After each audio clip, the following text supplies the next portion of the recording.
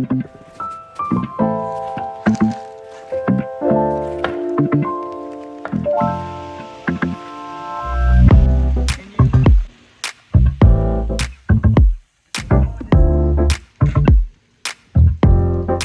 on top.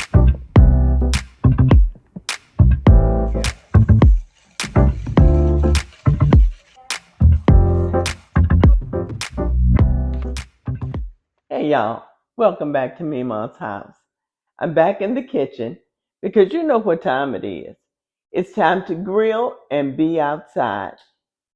We don't have time to be in the kitchen. It's too hot to be in the kitchen.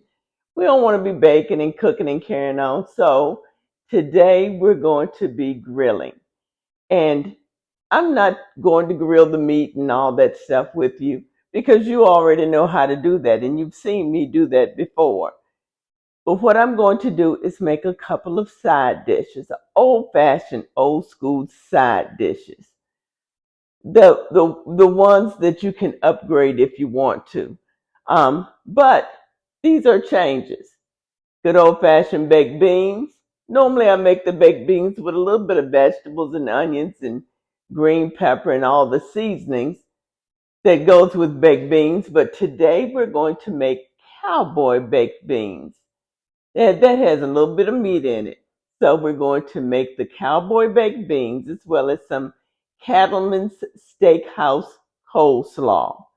The coleslaw is a dupe of that which is made at Cattleman Steakhouse in Fort Worth, Texas. Now I have a little story about that later on when I get to cooking them, and I'll tell you about it. So I'm going to go get my apron on and we'll get to cooking.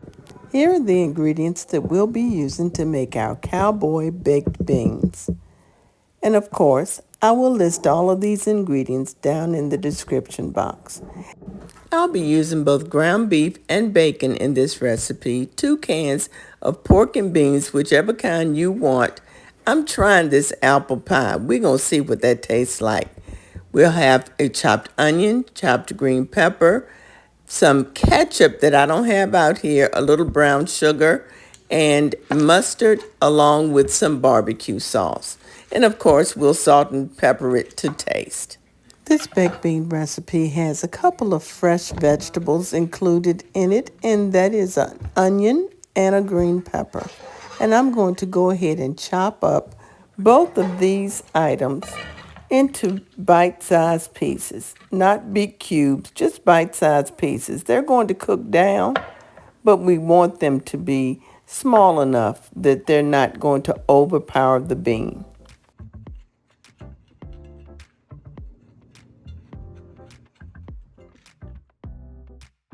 Now, if you've ever been to a family barbecue, church picnic, or neighborhood cookout, you already know that the side dishes can be just as memorable as the meat.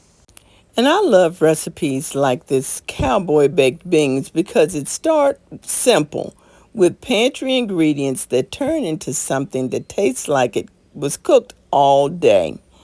Now, these beans, of course, came out of the can. But they have that perfect balance of sweet, smoky, savory, and just a little tangy after we add the right ingredients.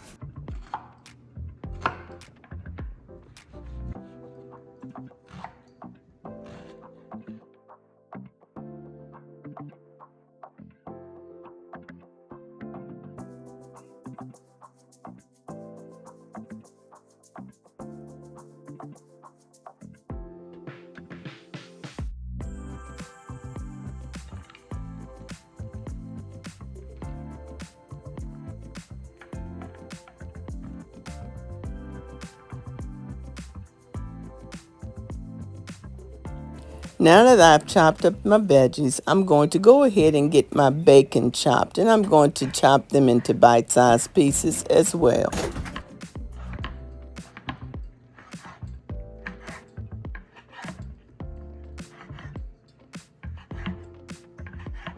Now, when I finish chopping my bacon, I'm going to go ahead and get a pound of ground beef, put into my heavy bottom skillet on a medium-high heat. and we're going to get it broken up. This one was a little bit frozen, but that's okay because we're just going to brown it and get it done. Once I've gotten my ground beef started, I can go ahead and add my bacon so that the bacon can render on down, the fat can render out. So let's go ahead and get this done, and we'll begin to add other ingredients. I'm going to go ahead and salt and pepper my meat because you know how we like to layer the flavors around here. This is one of those easy recipes that require a little bit of cooking on top of the stove, and then I'd let the oven do the rest. Now that I've let my fat render out of my bacon just a little bit, I'm going to use a paper towel to get up the bulk of the fat, and then we'll add our onions and green pepper. I wanted to render some of the fat out of the bacon.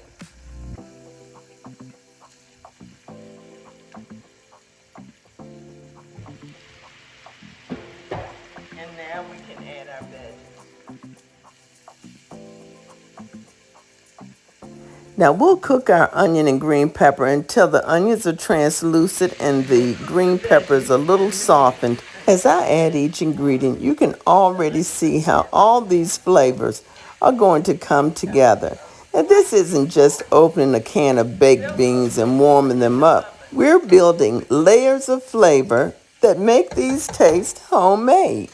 Okay, y'all, so while my bacon and meat is cooking with the veggies, I want to try these beans because I've never had apple pie baked beans. Now, I'm just going to give this a little try just to taste, to see what the flavor is. I'm a little nervous. Tastes like apple pie. But do I want apple pie in my beans? Don't have any other choice. I'm going to use these beans. But we're going to have a good baked bean. I'll tell you what it's like when we're done. One thing I appreciate about old school recipes is that they weren't complicated. People took what they had in the kitchen and made something delicious. That's one reason these recipes have lasted for generations. Now, we may change them a time or two, but just about changing an ingredient here and there. But we always use what we have in our pantry, and we always mix it together so that it will come out to be something delicious and maybe nutritious for our families. Now, in my bowl, I have my beans, my 2 cans of beans, a quarter of cup of mustard, a half a cup of ketchup, and I've added a quarter cup of brown sugar. Now, you can add less or more, wherever your taste is, and whatever kind of beans you have. Now, to all of this, I'm going to go ahead and add my green pepper, onion, and meat mixture.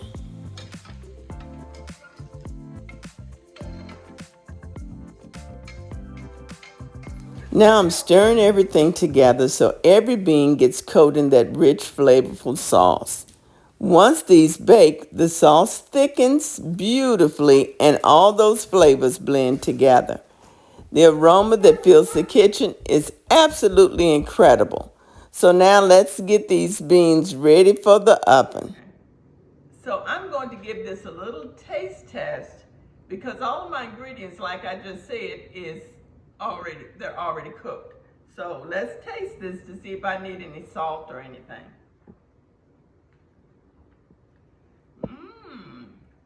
Okay, apple pie. Good.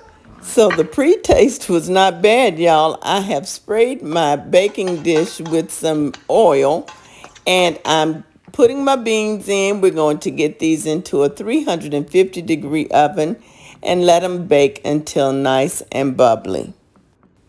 But before these go into the oven, I'm going to pull that old school trick like my mama used to do and put some bacon on top of my baked beans. The bacon on top of the beans is my favorite part. Now, I love when this bacon gets caramelized and get that sugar coating on it. It is fabulous. I'm going to put this on a cooking sheet. So just in case my baked beans boil over, I'll be good. All right, let's go in the oven.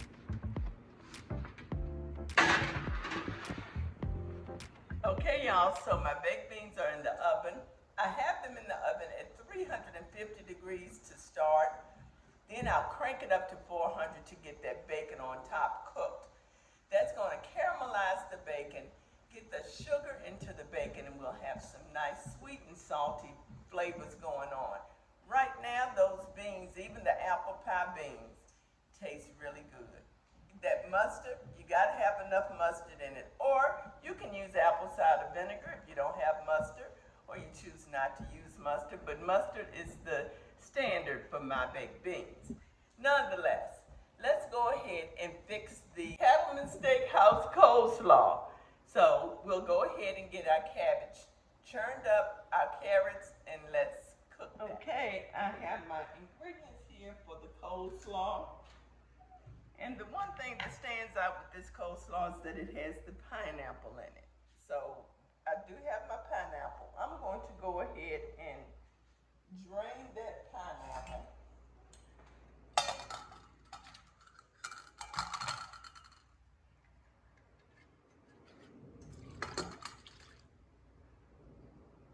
Because I'm going to reserve that juice and use just a little bit in the dressing. So let's go ahead and make the dressing. And the dressing calls for, and I'm looking at a recipe because I have not made this in a minute, a cup of mayonnaise. And I think that I'm going to cut the recipe back because I don't want to make as much as they are would want me to make. I need a little bit of apple cider vinegar, but I have white vinegar, so I'm going to use that. Bless you.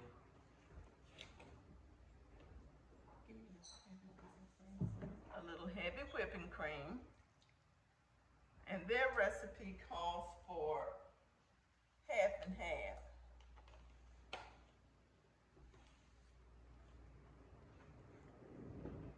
It also calls for celery seed. Don't have any seed, I'm gonna use a little salt. And then I'll cut back on my actual salt here. And then I'll add pepper.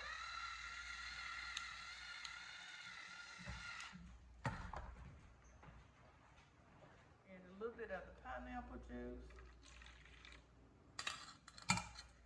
And we'll whisk this all together.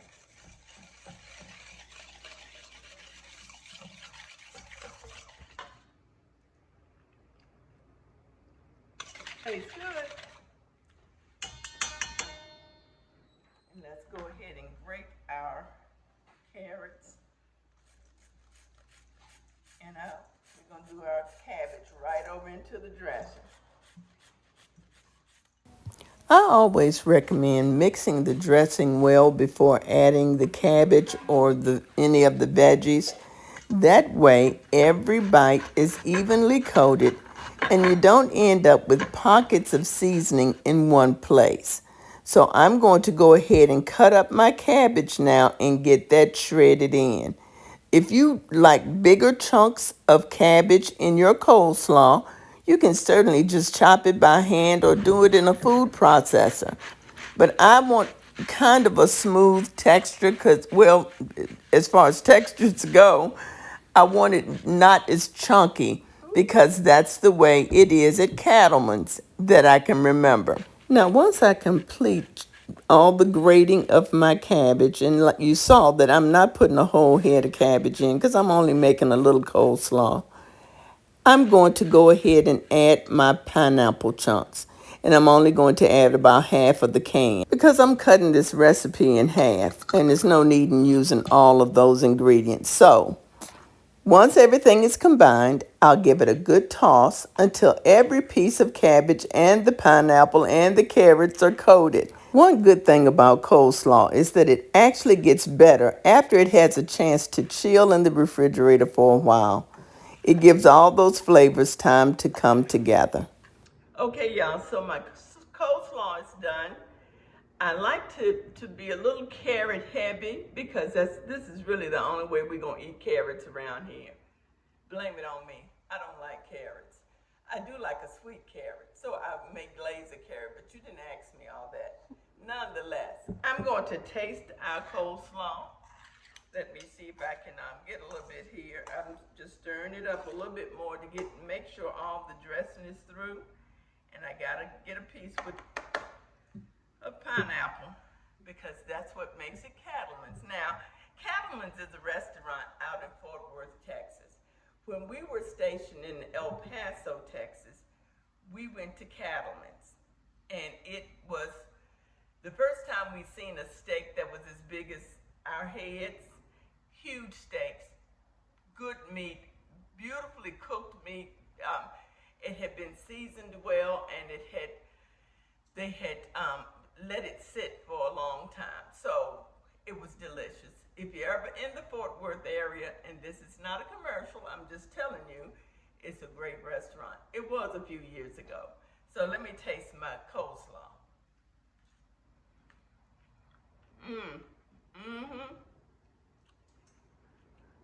That says Cattleman. I think I got too much in my mouth, but it's good. So I'm going to put this away, and I'm going to make my dessert, but you'll see that in another video. But we're going to have hamburgers and hot dogs, our baked beans, corn on the cob, and our coleslaw. That's going to be the grill event for today. So I'm going to show you my plate when everything is done. My baked beans are still baking. So we'll get you a plate in just a minute. Food has a way of bringing people together. Some of my favorite memories were made around a table filled with simple home-cooked dishes, just like these. It's not always about making something fancy. Sometimes it's about preparing recipes that remind people of home and give them another reason to gather together. Okay, y'all, so we're done with our grilling. We're done with our side dishes. You've seen the plate.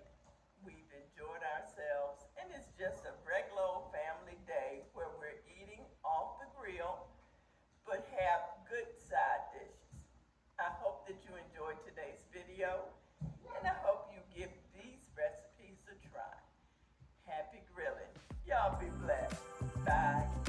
If you enjoyed cooking with me today, I'd love for you to leave a comment and let me know what your favorite old school barbecue side dish is. Don't forget to like this video, subscribe if you're new here, and share it with someone who's planning their next cookout. Until next time, take care, be blessed, and keep cooking. See y'all in the next video.